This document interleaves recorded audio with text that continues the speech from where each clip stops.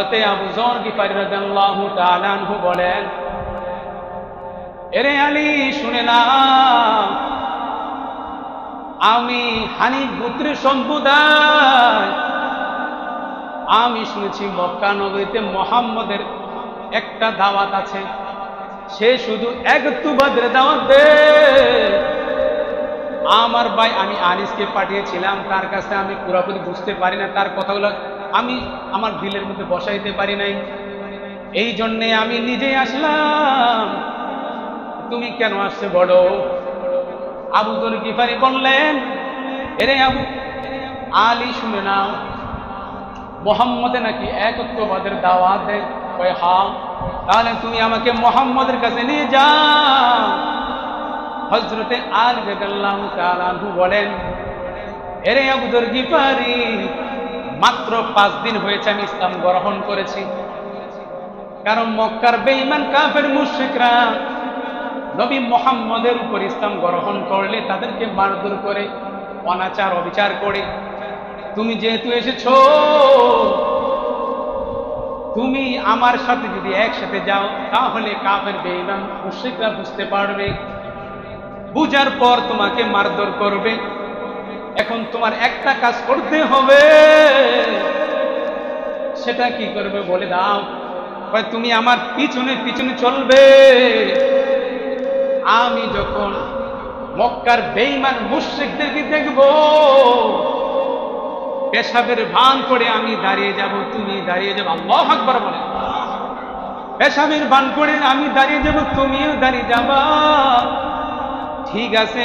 হযরতে আবু যর গিফারী রাদিয়াল্লাহু তাআলা আনহু, উনি আলী রাদিয়াল্লাহু তাআলা আনহু পিছে পিছে চললেন। এক পর্যায়ে নবীজির দরবারে গেলেন। নবীজির দরবারে গিয়ে বললেন, ইয়া রাসূলুল্লাহ সাল্লাল্লাহু আলাইহি ওয়াসাল্লাম, ও মুহাম্মদ, তুমি কিসের দাওয়াত দাও?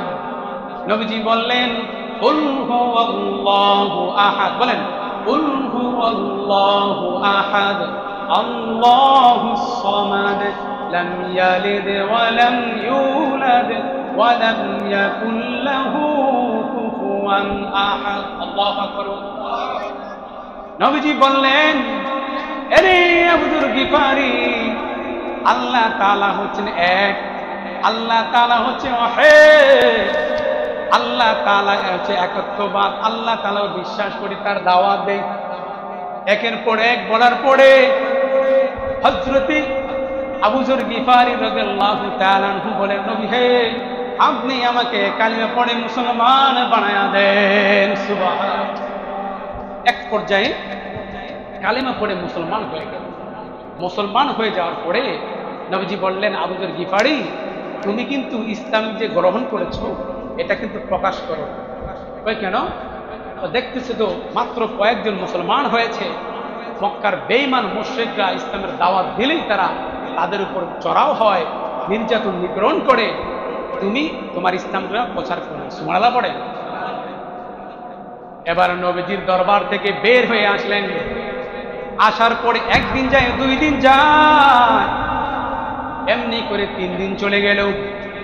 3 দিনের মাথায় কাবা ঘরের সামনে দাঁড়াইয়া হযরতে আবু যর গিফারী রাদিয়াল্লাহু তাআলা আনহু চিৎকার করে বলতেছেন, লা ইলাহা ইল্লাল্লাহু মুহাম্মাদুর রাসূলুল্লাহ সাল্লাল্লাহু আলাইহি ওয়াসাল্লাম। এই কালেমা যখন জোরে জোরে পড়তেছে, মক্কার বেঈমান মুশরিকরা যখন শুনল, আবু যর গিফারী রাদিয়াল্লাহু তাআলা আনহুকে এমন মার দিলে, মারতে মারতে অজ্ঞান করে ফেললেন। ও ভাই, আপনার আমার যদি এরকম একটা হালত হতো, তাহলে আপনি আমি বলতাম, এরে ইসলাম আমার দরকার নেই, আমাকে বাঁচতে হবে। এরকম লোক আছে কি আছে? কথা বলে আছে কি আছে না? কিন্তু না না, এ আল্লাহর বান্দা, এ আল্লাহর গোলাম, শুনে নাও, হযরতে আবু যর গিফারী রাদিয়াল্লাহু তাআলা আনহু ইসলামের জন্য, কালেমার জন্য, একত্ববাদের জন্য উনি যখন অজ্ঞান হয়ে গেলেন, মার খেয়ে অজ্ঞান হয়ে গেলেন, এবার হযরতে আবু যর গিফারি রাদিয়াল্লাহু তাআলা আনহুর খবরটা নবীজির দরবারে গেল। যাওয়ার পর নবীজির সাহাবীরা দৌড়ে এসে আবু যর গিফারিকে নিয়ে গেলেন। যাওয়ার পর হযরতে আবু যর গিফারি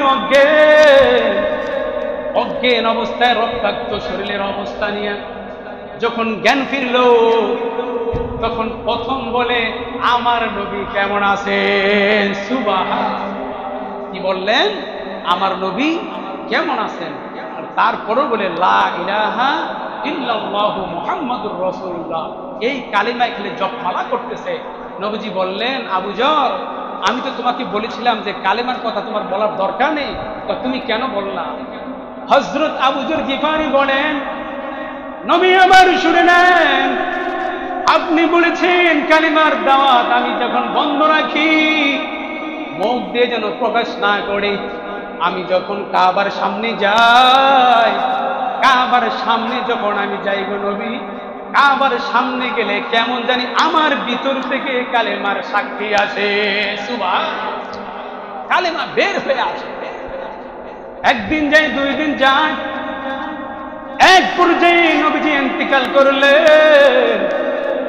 নবীজি যখন মারা গেল, ভাই হযরতে আবু যর গিফারি রাদিয়াল্লাহু তাআলা আনহু কাবার সামনে দাঁড়াইয়া চোখের পানি ছেড়ে ছেড়ে বলে, আল্লাহ, দুনিয়াতে আমার মাও নাই, বাবাও নাই, দুনিয়াতে আমার কেউ নাই, একজন নবীকে আমি পেয়েছি, যেই নবীর মাধ্যমে আমি ইসলামের দাওয়াত পেয়েছি। আমি ছিলাম একটা ডাকাত, আমি হাজার হাজার লাখো মানুষকে আমি হত্যা করেছি, নির্যাতন নিপীড়ন করেছি। এখন আমি ইসলামের দাওয়াত পাইয়া আমি পরিবর্তন হয়ে গেলাম, কিন্তু আপনি আপনার নবীকে নিয়ে গেলেন, আমার মহাব্বতের ভালো মানুষকে নিয়ে গেলেন। এখন আমি কার সাথে থাকবো, কার কাছে আমি ফিরব? আল্লাহু আকবার। এই বলে কান্না করতেছেন। এবার কিছুদিন যাওয়ার পর হযরতে আবু যর গিফারি রাদিয়াল্লাহু তাআলা আনহু দেখলেন মদিনার মানুষগুলা এক জোড়া কাপড়ের মধ্যে দুই জোড়া কাপড় ব্যবহার করে, এক পদের তরকারির জায়গায় দুই পদের তরকারি খায়। এই দৃশ্য দেখে আবু যর গিফারি লাঠি দিয়ে মানুষকে আঘাত করে আমিরুল মুমিনিন হযরতে উসমান রাদিয়াল্লাহু তাআলা আনহুর দরবারে খবর গেল, আরে আমিরুল মুমিনিন, আবু যর গিফারি মানুষকে মারধর করে। এবার হযরতে উসমান রাদিয়াল্লাহু তাআলা আনহু উনি ডেকে আনলে, আনার পরে জিজ্ঞাসা করলেন, এরে আবু যর গিফারি, মানুষকে তুমি কেন মারধর করছো? আবু যর গিফারি বলেন, মায়ার কথা শুনে ও আমির হাসান, এলাকার বাসী শুনে না, কত ভাই আছে আলমারি ভরা কাপড়, কত ভাই আছে আজকে জুমার দিন 5 পদের তরকারিতে ভাত খাবে, আছে কি আছে? কথা বলেন, আছে কি আছে না? কিন্তু পাশের ভাই গড়ি 1 পদের তরকারিও না। হযরতে আবু যর গিফারি বলেন, এ উসমান শুনে না, আমার নবীর ঘরে কোনোদিন খাবার ছিল, আমার নবীর ঘরের মধ্যে কোনো খাবার ছিল না, আর এই উম্মত সাহাবী হয়ে কিভাবে ঘরের মধ্যে 2 পদের তরকারি রান্না করে, দুই সেট জামা কিভাবে ব্যবহার করে, এটা আমার সহ্য হয় না, এই জন্য আমি মারধর করি। হযরত উসমান রাদিয়াল্লাহু তাআলা চিন্তা করলেন, খাদেম রাসূল, রাসূলের খাদেম কিছু বলা যাবে না। এমন সময় হযরতে উসমান রাদিয়াল্লাহু তাআলা সিরিয়ার গভর্নর হযরতে মুআবিয়া রাদিয়াল্লাহু তাআলা দরবারে চিঠি লিখলেন। চিঠির মধ্যে লিখলেন, এই মুআবিয়া, তোমার কাছে আবু যর গিফারিকে পাঠাচ্ছি। 1900 মাইল দূরে, মদিনা থেকে সিরিয়া 1900 মাইল দূরে। এত মাইল দূরে হযরত আবু যর গিফারিকে পাঠিয়েছেন কেন? কারণ হযরতে মুআবিয়া রাদিয়াল্লাহু তাআলা ছিলেন বিচক্ষণ মানুষ, উনি মানুষকে সুন্দর করে বুঝাইতে পারতেন। সেই জন্যে হযরতে আবু যর গিফারিকে পাঠালেন। পাঠানোর পর ওই সিরিয়ার মধ্যে গিয়ে দেখে মদিনার মানুষগুলা 2 পদের তরকারি খায়, এখন সিরিয়ায় গিয়া দেখে 6 পদের তরকারি রান্না করে। 2 সেট জামার পরেও তারা 6 সেট জামার ব্যবস্থা করেছে, জামা ব্যবহার করে। ওনার মাথাটা গরম, উনি রাগ হয়ে আবার সিরিয়ার লোকদেরকে মারধর করতেছে। হযরত মুআবিয়া রাদিয়াল্লাহু তাআলা আনহু খাদেমে রাসূল দেখে আর কিছু বললেন না। উনি চিঠি লিখলেন, ওসমান আপনি যে জন্য পাঠিয়েছিলেন আবু যর গিফারিকে, আবু যর গিফারি তো মদিনার চাইতে এখানে আরো বেশি উৎপাত করতেছে। চিঠির উত্তরে লিখে দিলেন পাঠিয়ে দাও। এবার হযরতে আবু যর গিফারিকে মদিনায় পাঠানো হলো। পাঠানোর পর দেখলেন লোকজনের এই অবস্থা দেখে সহ্য করতে পারেন না। উনি কি করলেন, ওসমান রাদিয়াল্লাহু তাআলা আনহুর দরবারে থাকেন, তারপর লোকদের হালত দেখে মারধর করে, কিছুই বলেন না। এমন সময় হযরতে ওসমান রাদিয়াল্লাহু তাআলা আনহু মদিনা থেকে দূরে এক পাহাড়ের মধ্যে তার ঘর করে দিলেন। আল্লাহু আকবার, ঘর করে দিলেন। মানুষ নাই, বন জঙ্গল, একা একা বসবাস করে। আরেকটা বর্ণনা আছে, উনি নিজে তার স্ত্রীকে নিয়ে ওই পাহাড়ের উপরে ঘর বাঁধলেন। বাঁধার পর 1 দিন যায়, 2 দিন যায়, কোনো খাবার নাই, খাবার নাই, গড়ে খাবার নাই। স্ত্রী আর স্বামী 2 জনে মিলে কান্না করে এক পর্যায়ে মৃত্যুর সময় গড়ে আসলো। স্ত্রী বলে, স্বামী আমার, দুনিয়ার সব মানুষ তার আত্মীয় স্বজন থাকে, সে মৃত্যুবরণ করলে তার জানাজার জন্য তার লাশটাকে দাফন কাফনের ব্যবস্থা করে, তার কাফনের কাপড়টাও ব্যবস্থা করে। কিন্তু আপনি আমি এমন এক জায়গায় আছি গো নবী, যেই জায়গায় মানুষ নাই, কেউ নাই, আমাদের জন্য কোনো খাবারের ব্যবস্থা নাই।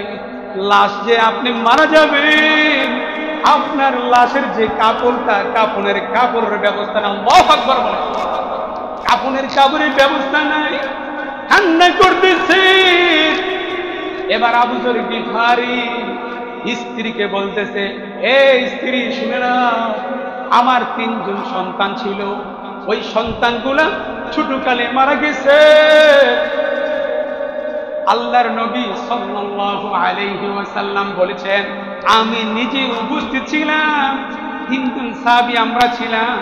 নবীজি বলেছেন, আমার 3 জন এমন সাহাবী আছে যারা অসহায় অবস্থায় থাকবে, 2 জন মানুষের সমাগম, মানুষের কাছে ইন্তেকাল করবে, আর একজন এমন সাহাবী আছে যার দুনিয়াতে কেউ নাই, তার 3টা সন্তান ছিল, ওই 3টা সন্তানও ইন্তেকাল করেছে।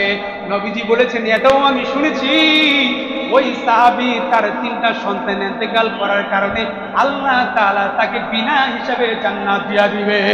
সুবহানাল্লাহ। সেই সাহাবী হচ্ছে আমি। আল্লাহু আকবার বলেন, সেই সাহাবী হচ্ছে আমি। তুমি টেনশন করো।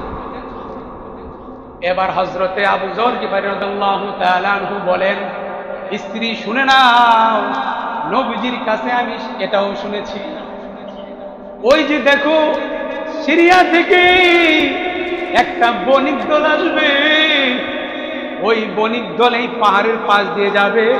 যাও যাও, নবীজির কথাটা সত্য, 100% সত্য, তুমি যাও, গিয়ে দেখো বণিক দল আসছে কিনা। স্ত্রী বরকা ডরকা পড়ে পর্দার সহিত উনি গেলেন, পাহাড়ের পাশে দাঁড়ালেন। দাঁড়ানোর পর দেখে স্ত্রী দেখে একটা বণিক দল আসতেছে। দেখে এবার স্ত্রী পাহাড় থেকে নেমে, বণিক দলের সরদার আমির ছিলেন আব্দুল্লাহ ইবনে মাসউদ রাদিয়াল্লাহু তাআলা আনহু, আব্দুল্লাহ ইবনে মাসউদ রাদিয়াল্লাহু তাআলা আনহুকে বললেন, এরে নবীর সাহাবী শুনে না, আমার সাহাবী, আমার নবী, আমার স্বামী নবীজির সাহাবী এখন মৃত্যু পর্যায়ে চলে গেছে, সে মারা যাবে, কিন্তু তার লাশের কাফনের কাপড়টা পর্যন্ত নাই। আসো আসো, তোমরা তার কাফনের কাপড়ের ব্যবস্থা করে দাও, তার জানাজা সম্পাদন করে দাও। সুবহানাল্লাহ। এক পর্যায়ে হযরত আব্দুল্লাহ ইবনে মাসউদ রাদিয়াল্লাহু তাআলা আসলেন।